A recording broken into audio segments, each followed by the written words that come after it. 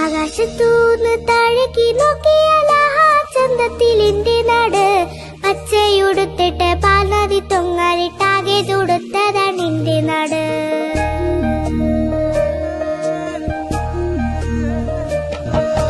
താഴെ ഈ മണ്ണിൽ നിന്നപ്പുറം നോക്കിയാൽ ആകെയും സുന്ദര പാലരുവി, പായം പുഴകളിൽ തണ്ണീർ തടങ്ങളിൽ നമ്മൾ കലർത്തിയ പാതകങ്ങൾ.